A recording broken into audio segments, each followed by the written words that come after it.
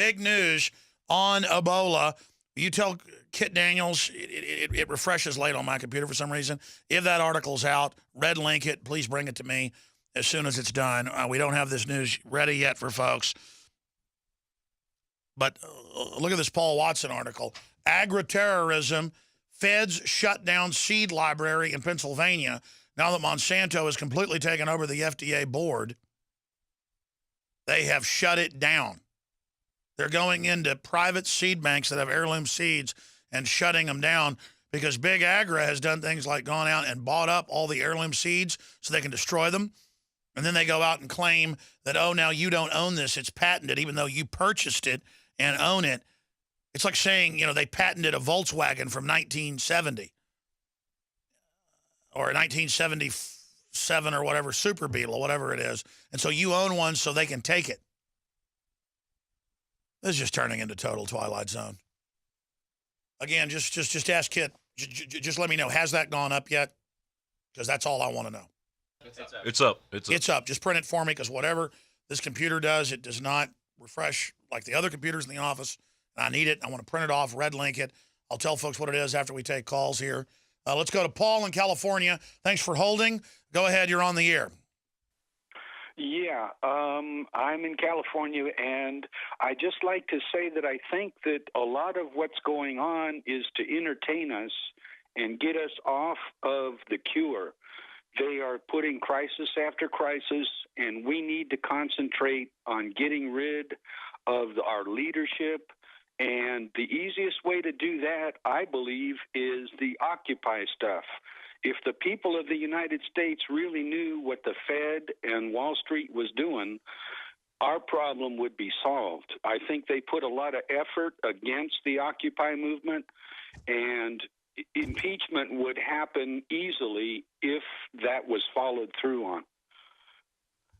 Well, caller, that's a very sophisticated point you bring up. I mean, you say it simply, and you sound like an eloquent, intelligent person. And I respect what you say, and I tend to agree with you at one level. The Occupy movement was a projection of mainstream media, because I was here covering it day by day, that people are mad at Wall Street. They're going to take action. They want socialism. They want to crush the banks, and communism will save us. Now, the people that showed up didn't really believe that in most cases. It was a very diverse group, and it was mainly a way to then project onto any anti-corruption and Wall Street movement that you're a bunch of communists. Like the globalist brand rebellion in Latin America or Asia always is communist. Because they don't want it to be legitimate, you know, nationalism like Putin's doing. That really freaks them out. They don't want it to be something that's hard for them to demonize. They want it to be their failed, corrupt, evil ideology that they've already used to overthrow country after country. Because it failed for the people. It succeeded for the globalists to knock countries out, keep them out of competition, and only have a few top thugs the robber barons have to deal with, like Joseph Stalin or Mao Zedong. So I watched that happen, and I watched terrible things done to Occupy. And when Occupy wouldn't be taken over by Obama and wouldn't be taken over and turned into a George Soros army, when Al Gore said we need an Arab Spring in America, then they had a 36-city SWAT team raid out of Nazi Germany on these peaceful people, showing federal control with 36 city police departments under their command. That's a whole other scandal to shut down Occupy and to scare the hell out of anybody else that wants to go out and protest another banker bailout, another banker wealth transfer. Most of the Occupy people were praising Obamacare and wanting it to be passed and then implemented, not knowing it was written by offshore banks and insurance companies as a wealth transfer, a banker bailout to the banks and insurance companies with death panels, everything else. I would go down there. They'd say, Alex, I used to like you when you didn't like Bush. I'm like, well, he was for war and all this stuff, but I was always a constitutionalist. Bush wasn't. It wasn't about Republican, Democrat. It was about what was right. And so when they cracked down on them and all those cities at once, that was a staged event. But then it also had the effect of lionizing them. So I just broke down the PSYOP right there as simply as I can. There's more to it. What do you say to that? Well, I think if the people knew what was really going on in the Fed and or Wall Street, impeachment would be instantaneous. And oh, I agree. I had a national movement, and I led it in 3 cities in Texas. I mean, I put my money where my mouth was. I went to Dallas, Houston, and then San Antonio at the Fed buildings, and led close to 1,000 people at one, about 500 in Houston, and about 300 in San Antonio. And the police were supportive of our First Amendment at all 3 events. That was good. To point out the Federal Reserve was private, and we tried to go and work with Occupy at the time. And some of their members were happy, but others were there, run by big foundations, run by Democrats, and would say, "You get out of here right now." So I have tried to do what you're saying. Go ahead. Yeah, well, the reason they're putting up so much resistance and infiltrating, et cetera, is I believe that's their Achilles heel. If the people knew what was really going on, it would be over. And just one more comment on your style. A lot of times you say these people are doing this and that and that and this, and by the time you get done with the list of bad things, I've forgotten who's doing it to us. So I would just like you to return to the beginning just so I can remember where all these bad things are coming from. I hear you, brother. I hear you. Look, I listen to myself all the time, and sometimes it's painful, and I wish I would have done this, I wish I would have done that, and I totally agree with you.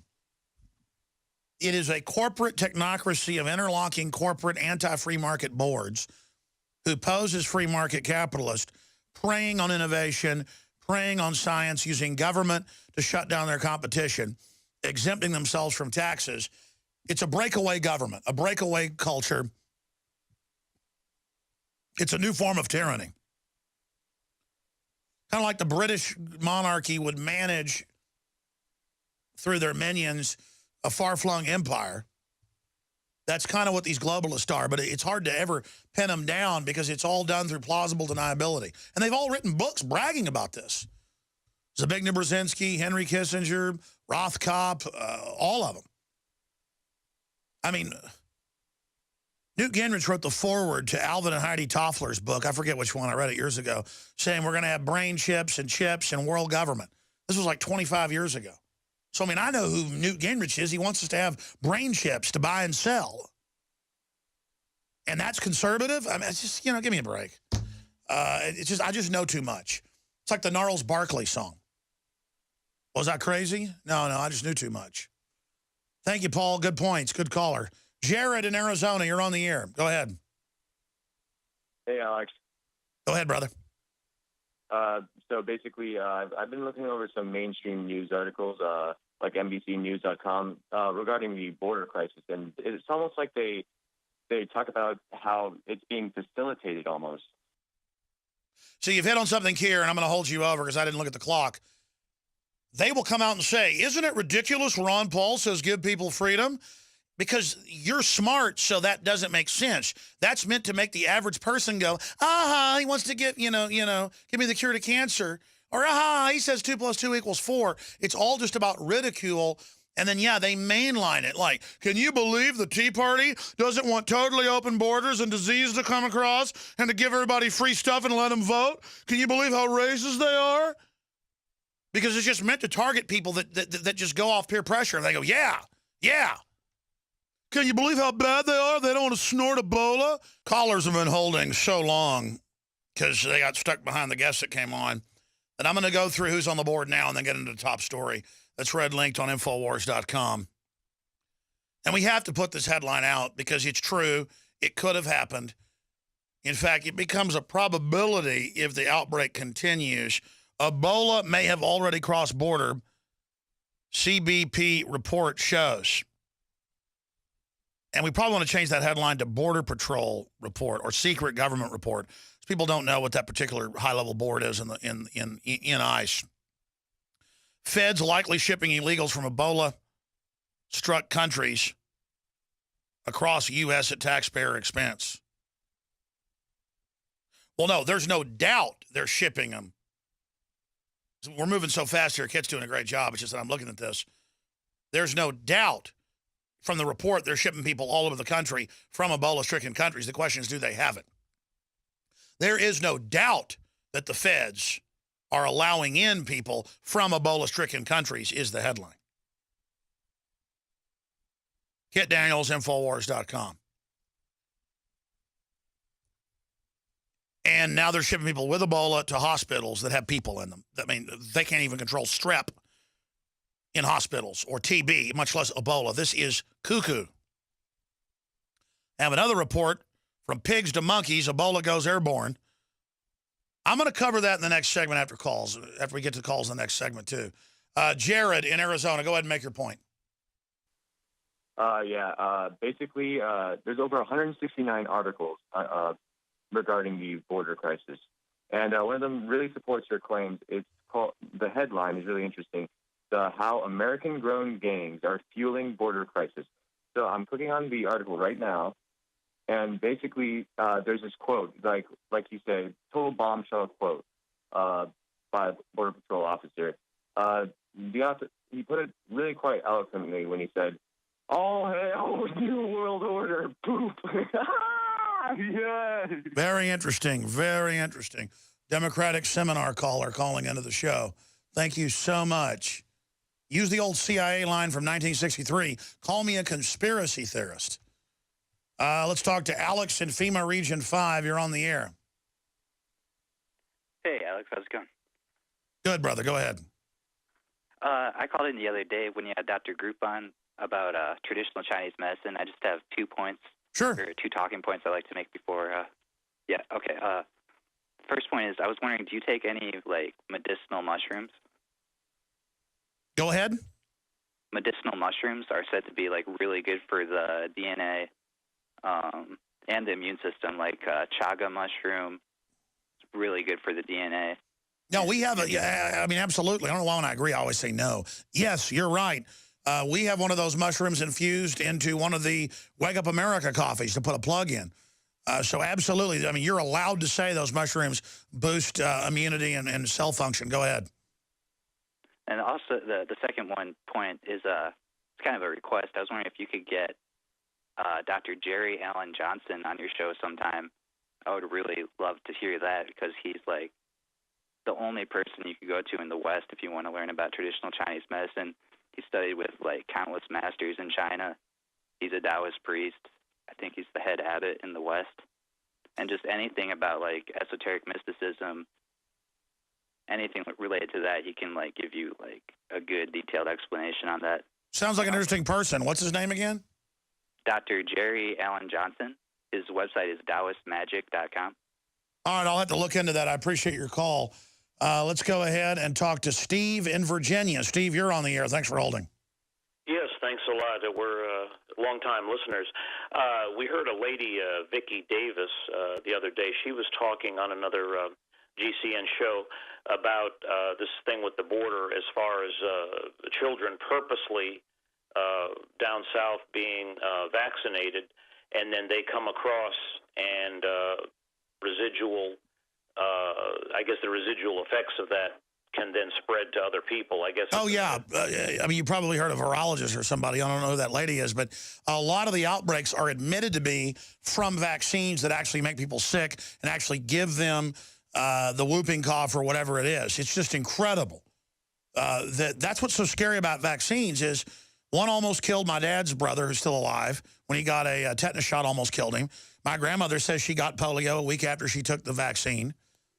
And, I mean, it's just, like, incredible. Anything else, caller? Yeah, I just had a question. You know, a while back we'd heard about troop movements and body bags being and different supplies. Stay there. I want to hear about this question about that. Let's finish up with Steve, then I'm going to get to this news and then the rest of your calls. Steve in Virginia, go ahead and ask your point, sir. Yeah, I made a mistake. I think we heard the lady on RBN the other day, but I was asking about some time ago we heard about troop movements, supplies being moved. I'm in FEMA Region 3, and that was the one they mentioned. Body bags being piled up and different activities preparing for something, and we've been wondering, well, which catastrophe or false flag are they preparing for, you know? And I was just wondering if you had any update on that or what your Sure. I appreciate your call, sir. There There are all sorts of operations we learn about, but we only learn about a piece of it from what's leaked or what comes out in the news or from what we witness. And then we have to connect it to all the other past activities we've seen to try to put the rest of it together. But we had articles 5 years ago, it had to be, that made national news. We're all over the country. They're preparing mass graves, body bags, all of it. And then they would go find one part of our story that might or might not have been stockpiling plastic grave liners to move dead bodies in Georgia for the CDC that's based there, where the Ebola now is. And so they would take that because it wasn't completely clear and try to discredit the whole story. And I see these fact-check stories all the time, like, is InfoWars telling the truth? I saw one the other day about New York allotting money to rat out gun owners, $500. Well, yes, there is a report that they are offering that, and that's true. But in this latest move, it's to rat out anybody for anything. So, see, he's discredited. What? We were talking about that earlier with a caller, where they will go, man, Alex Jones or whoever is really discredited. I mean, they claim Obama's not popular when all the numbers show we're telling the truth. So, again, it's an appeal to ignorant people out there. Alex Jones claims that he interviewed William Binney. Binney claims he worked for U.S. intelligence. That's undisputed. But preying on the audience. He claims it. And Wayne Madsen. And people that are ignorant don't know how to go look that up. They just go, well, maybe it's not true. Maybe the NSA isn't spying on me. Weird Al Yankovic, makes fun of Alex. That is a CIA operation. I don't know if they're just regurgitating it, but that's from the 1963 document. That's from the Clinton White House documents from the mid-90s. I mean, we know the Clinton Library, they go, hey, we want to control info. A new press will rise. If we allow it to, we got to discredit anybody that doesn't put out what we say. And even legitimate media that's going along with us can't be allowed to operate, or it'll create new media. Call everyone a conspiracy theorist or a racist. Hi, would you like broccoli and cheese soup? No, I think I'll have split pea. You're a racist. Now, I'm being sarcastic there, but, I mean, there's a thing with the TSA where if you say, I don't want to go through the naked body scanner, they will call you a conspiracy theorist. It's like saying, I like 2% milk better than whole fat milk. They go, conspiracy theorist. I like red socks, not blue socks. Conspiracy theorist. It's a war on knowledge, a war on debate. It's a way to change the subject. Hey, I think our government's too big. Shut up, conspiracy theorist. You aren't allowed to talk. You aren't allowed to have a view. You're going to be slapped down. That's the game they play.